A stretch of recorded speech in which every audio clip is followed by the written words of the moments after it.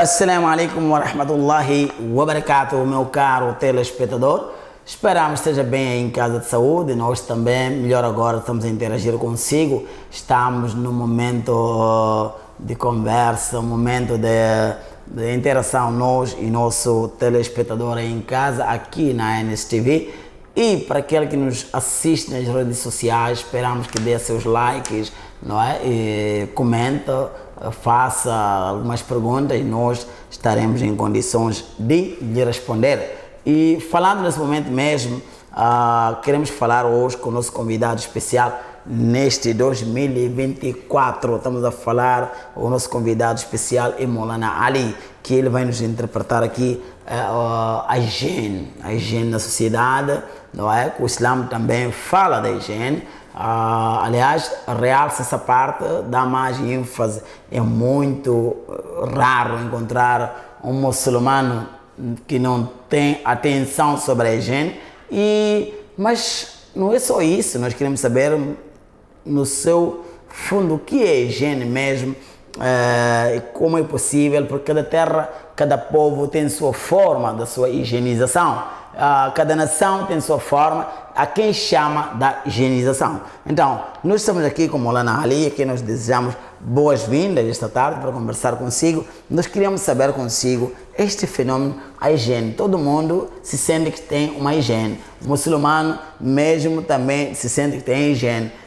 Será que a higiene é lavar a roupa, tomar o banho, ou não é nada disso, nada a ver? Tem alguma coisa a mais que isso? O que é para si a higiene e para a sociedade? Qual é a visão que leva sobre a higiene? Em primeiro lugar, agradecer a Allah subhanahu wa ta'ala e não se esquecendo de enviar saudações ao nosso mestre, profeta Muhammad sallallahu alaihi wasallam, que a paz e bênção de Allah esteja com ele. Indo para a questão, o que é essa higiene? Falando sobre a higiene, aqui eu vou realçar dois pontos. Primeiro, higiene interna e higiene externa. Porque hoje em dia o mundo proclama que atingiu um grande nível de civilização. Se nós formos a ver a sociedade lá no Ocidente, eles proclamam que já são os mais civilizados, e quando se trata de mais civilizados pensam que são as pessoas que têm mais higiene em relação aos outros. Mas em contrapartida, essas nações que proclamam uma grande civilização são as mesmas nações que estão a criar desastre dentro da terra, dentro do meio ambiente, criam poluição, criam muito barulho e mesmo assim eles proclamam que tem a higiene. Mas a higiene não é só isso. Se nós formos a ver dentro da vida dos muçulmanos, iremos ver que a religião islâmica é uma das religiões que deu tanta ênfase à higiene. Por quê?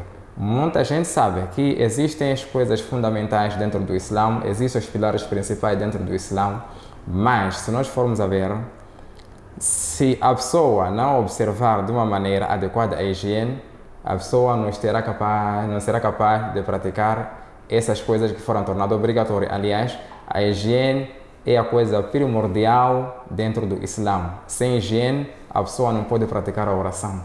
Sem higiene, você é inibido de praticar outras ações. Por isso, a higiene é a coisa fundamental dentro da vida de um muçulmano. Dentro da vida de um muçulmano. E como falou um pouco da civilização, eu gostaria que um dia nós pudéssemos ter uma conversa sobre isso, porque também há um desentendimento aí. Há muita gente que pensa que o mundo europeu é mais civilizado, mais competente na civilização, mas também o asiático não deixa de lado, aparece a dizer que também é civilizado, e o africano traz esse fenômeno de civilização. A gente, um dia temos que criar um programa, convidarmos o Maulana para cá, para nos explicar o que é a civilização. Mas porque não cortar a palavra, falando sobre isso, as pessoas, o que é isso, higiene, como é que a religião islâmica contribuiu, porque Allah subhanahu wa ta'ala no decorrer do tempo, ele mostra as coisas. Tem coisas que parecem ser escondidas, mas chega a um certo momento, Allah subhanahu wa ta'ala mostra. Nós vimos quando eclodiu a Covid-19, aqui mostrou-se que, na verdade, a sociedade muçulmana é que estava mais preparada em relação às outras sociedades. Quando entra a Covid-19, começa uma fase de restrição. Depois daquela fase de restrição, por exemplo, em Moçambique, vimos todas as igrejas fecharam. E depois das igrejas fecharem, houve lá já certos reajustes. O que poderia acontecer para as pessoas voltarem de novo a rezar? Então aqui, como é que Allah subhanahu wa ta'ala mostrou?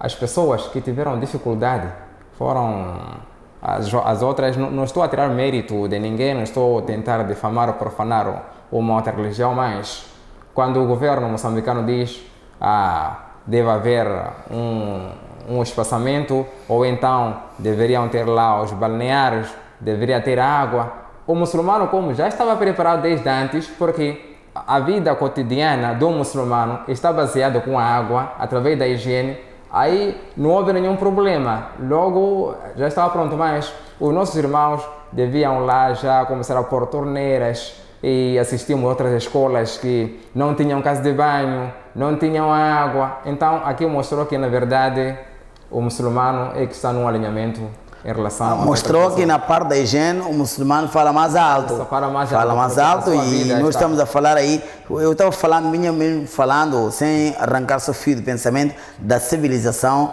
porque cada povo, aquilo que vive na sua área, a sociedade, é o que ele chama da civilização. É o que ele chama da civilização. E a higiene também, eu queria chegar aí. Na sua área, ele pensa que a higiene, aquilo que ele vive no seu meio, é que é higiene. É que é higiene. Agora, eu gostaria, antes de chegar na higiene islâmica, a higiene global da sociedade. Porque eu tenho visto pessoas, ele toma banho, e calça e gravata, mas quando vai à casa de banho urinar, ele não usa água, nem papel higiênico leva.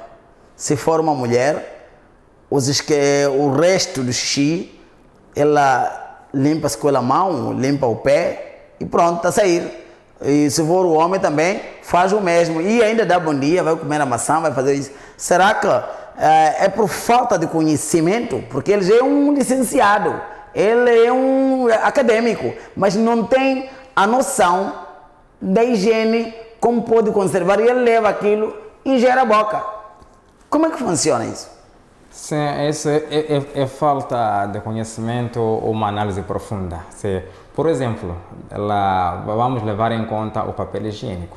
Muita gente anda aí com papel higiênico.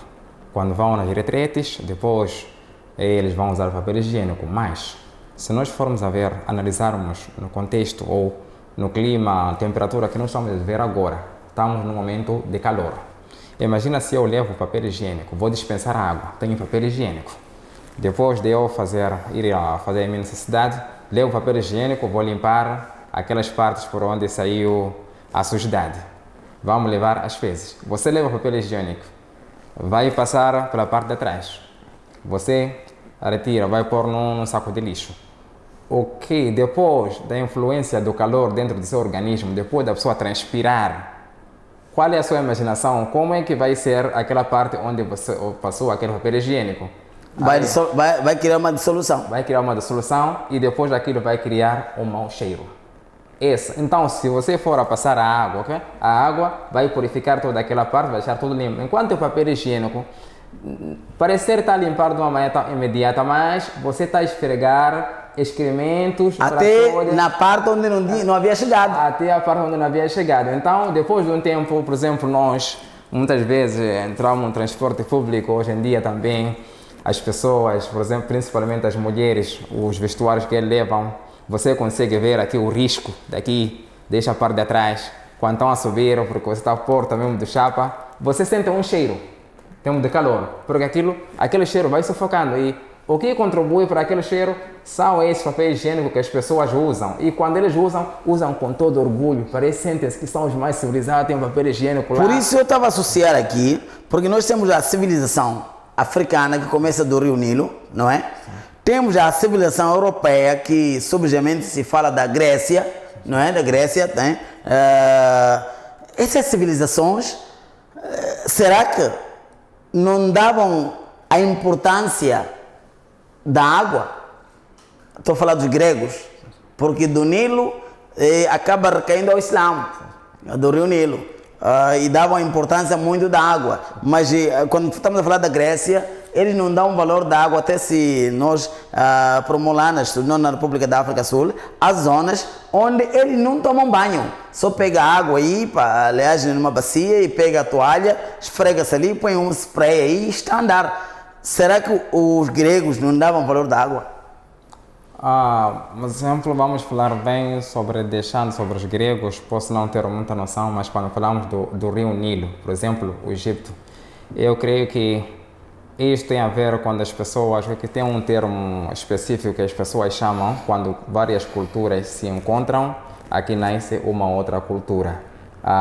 Os machuabos vão encontrar com os macenas, depois os machuabos trazem uma certa cultura, a macena traz também uma certa cultura, mas durante aquele ajuntamento também surge uma certa cultura lá. Acho que em termos, no patrimônio, nós chamamos aculturação, mistura de muitas culturas. Mas se nós formos para ver no Egito, eu creio que eles davam muita importância à água, porque existe um provérbio árabe que diz Laula Nilun lam yakun Misran.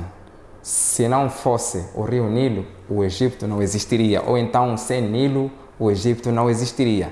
Isto porque as pessoas do Egito dependiam totalmente do rio Nilo, onde nas suas margens ele praticava a agricultura, através do rio Nilo praticava a pesca e também utilizava aquela água para a sua higiene pessoal. Então, eles davam importância à água, mas com o andar do tempo, através da mistura com outras raças, então daí foram aprendendo que, afinal de contas, existem, talvez a água não ser tão importante, a água pode ser só para o consumo, então para outros aspectos deviam utilizar o papel higiênico. Mas uma das coisas, quem faz papel higiênico, a ideia também é de comercializar, as pessoas deviam ter isso na mente. E a água pode estar mais barata em relação ao papel higiênico. O papel higiênico é somente para o comércio, mas as pessoas tinham noção da higiene, mas hoje em dia está sendo substituído. Está sendo substituído por água. E Molano, o que aconselha para o pessoal que acha que pegando papel higiênico ou vivendo de papel higiênico seria a civilização europeia? Qual é o conselho que daria? Quem tem esse fio de pensamento está alinhado? Está bem guiado ou não? Até que agora nem precisa dar provas, como eu disse, a Covid-19 já deu a prova. As mesmas pessoas que vendem papel higiênico, que fabricam papel higiênico, com a inclusão da Covid-19, foram as mesmas pessoas que disseram antes de entrar na sala de aula, deveriam lavar as mãos. Antes de entrar num estabelecimento comercial, aliás, criaram lá mecanismo, criaram lá certas normas que fora das lojas devia ter sabão lá e deveria ter água. Qualquer comerciante que não tivesse aquilo, então não estava em condições para abrir o seu estabelecimento comercial. A Covid-19 já deu a resposta qual é a importância da água. A Covid-19 já deu a resposta o que é relevante entre a higiene e a água. E agora, já que falava do Islã, os muçulmanos aprenderam, porque quando falou do rio Nilo, naquela altura o Islã não tinha pairado lá, mas eles davam o valor da água. Aliás, um dos castigos chegou no tempo do faraó, foi a água tornar-se em sangue. Isto mostrava a importância da água, que sem água não podiam ter a vida. E foi dali onde Allah, ou Deus, chama a atenção, que olha, voltem para Deus, senão o que vocês acham de tal importância não será esta, ou não terão mistre sem água, não é? E agora, no Islã? No Islã, quando Allah subhanahu wa ta'ala ordena seu querido profeta Muhammad sallallahu alaihi wasallam, depois o Nabi sallallahu alaihi wasallam proclamar a sua profecia, Allah subhanahu wa ta'ala explicou de que maneira que Nabi sallallahu alaihi wasallam deveria expandir a mensagem de Allah subhanahu wa ta'ala. Allah subhanahu wa ta'ala orientou seu querido mensageiro que Ya ayyuhal muddathir kum fa'andir. É aqui onde começa a missão do profeta Muhammad sallallahu alaihi wasallam. Depois de receber a revelação, Allah subhanahu wa ta'ala diz Ya ayyuhal muddathir, ou eu que estás coberto no manto, kum, levanta, fa'andir, e admoesta.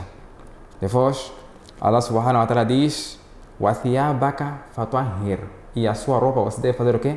Deve purificar. Então aqui, além de chamar as pessoas para o Islã, também Nabi sallallahu alaihi wasallam aqui recebeu a obrigação na parte de Allah subhanahu wa ta'ala acerca da purificação, que ao fazer essa missão mais, o profeta sallallahu alaihi wasallam deveria estar purificado, a sua roupa deveria estar purificada, razão pela qual ele dizia, sem a purificação as nossas orações não são aceitas.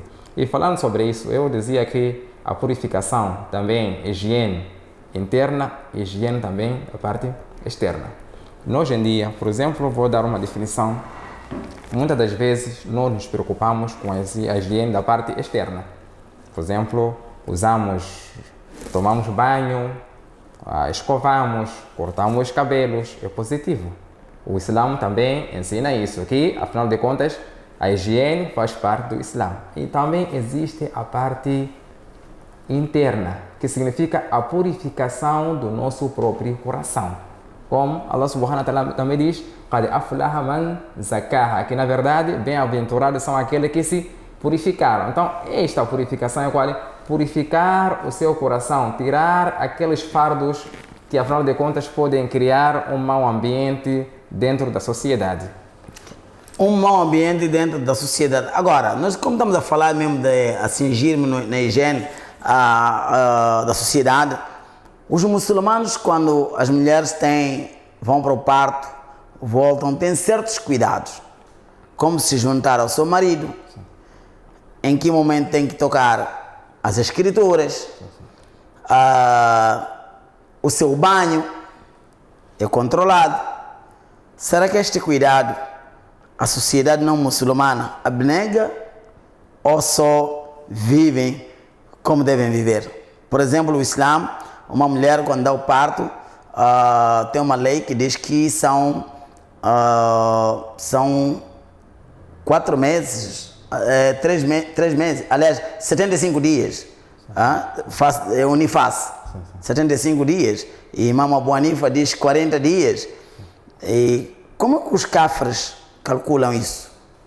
Ou não tem noção disso? Depois do parto já é a esposa dele. Não, os cafres, se nós formos a ver aqui em África... Para não falar os cafres, não, sim, os não muçulmanos. Os não muçulmanos, a sociedade em si, na sociedade, as pessoas existem noção, mas isso varia de região para região. Existem certas normas depois das pessoas, até falando sobre o nifas, o período após o parto, vamos falar mesmo da menstruação.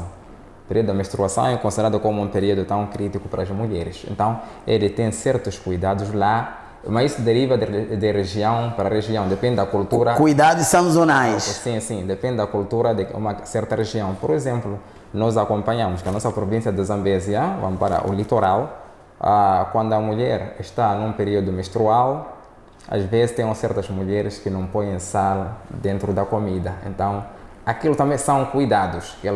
As mulheres não podem saltar um homem ou não podem saltar uma certa criança. Então, são certos cuidados que ele tem aí, que elas têm, que são postas naquele rito de iniciação. As mulheres lá são formadas neste aspecto. E indo também para depois, o período após o parto, tem certas pessoas que depois daquele período, certas regiões levam a volta de 4 meses sem se envolver. 4 meses sem se envolver com o seu parceiro? Sim, com o seu parceiro. Na outra região chega a tempo de levar 1 ano. Até costumo ver, noutra região também já ouvi que levam quase 2 anos. Então, quer dizer, acabam levando o cuidado da amamentação, a criança tem que tomar o leite da mãe, sem se encontrar com seu marido. Com seu marido. Aquilo, para cuidado, para que a criança cresça num ambiente saudável, e também aquele cuidado tem a ver para o seu cônjuge, não pode se envolver, porque a gente sabe, esses todos os cuidados têm a ver para criar um ambiente saudável dentro da sociedade. Então, se as pessoas se envolverem assim diretamente depois de alguns dias, pode trazer certas doenças dentro do homem, assim como na mulher. Então, a sociedade tem esses conhecimentos básicos, só derivam de região para região, de cultura. Também chamaríamos essa região para região, chamaríamos da civilização de cada povo. É verdade. E tem esse historicíntese, só a religião islâmica aqui vem mais uma vez provar que para ser humano crescer são e saudável, tem que compactuar com a sua higiene e recomendações do Nabi Karim alayhi salatu wassalam. Meu caro telespectador, nós tivemos que falar da higiene, da higiene da sociedade, da higiene, o uso de papel higiênico e água, qual é a relevância maior na sociedade. Você que é não muçulmano, também se usar água, vai ficar muito bem, meu irmão, minha irmã, porque a água faz bem. Aliás, o Corão diz: وَجَعَلْنَا الْمَاءَ كُلَّ شَيْءٍ حَيٍّ. É da água que nós revivemos, todas elas. Aliás, tem um dito árabe que aqui Maulana Ali nos traz, diz: se não fosse a água, não teríamos, se não fosse o Nilo, não teríamos o Misri, aliás, não teríamos o Egito. Então, Maulana, últimas considerações. O que aconselha a nossa sociedade no uso na área da higienização? Pronto, eu aconselho a todos para sempre usarem, velarem para a higiene, porque a higiene é uma das coisas fundamentais dentro da vida de um homem. O homem, quando acorda, a primeira coisa, como o Nabi sallallahu alaihi wasallam diz, ninguém pode tocar em qualquer utensílio, em qualquer tipo de alimento antes de lavar a sua mão. Quer dizer, higiene é a primeira coisa, higiene é a última coisa. Antes de dormir, verifica a sua higiene, limpa a sua cama e ao acordar também não coma, não faça algo antes de verificar sobre a sua higiene. Escova seus dentes, limpa a sua cara e vai para o seu local de trabalho. Higiene primeiro, higiene no fim. Higiene primeiro, higiene no fim, palavras de Maulana Ali. Esperamos que tudo corra bem consigo. Até o próximo encontro e não saia do canal. Sempre que nós estivermos consigo, podemos interagir, dá seu like, comenta, faça suas perguntas. Nós, atempadamente, estaremos a dar uma resposta concisa sobre a sociedade em geral. Assalamu alaikum wa rahmatullahi wa barakatuh.